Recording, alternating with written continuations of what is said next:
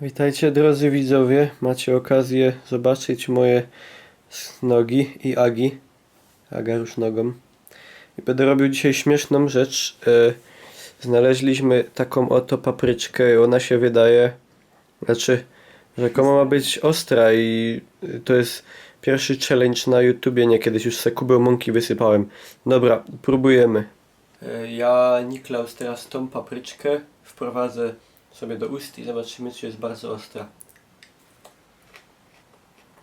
Bo nie jest tych nasion.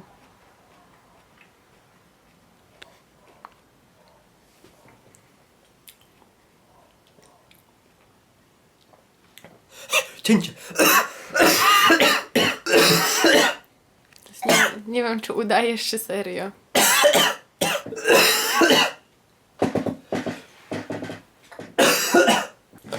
Wyłącz no! Serio? No wyłącz!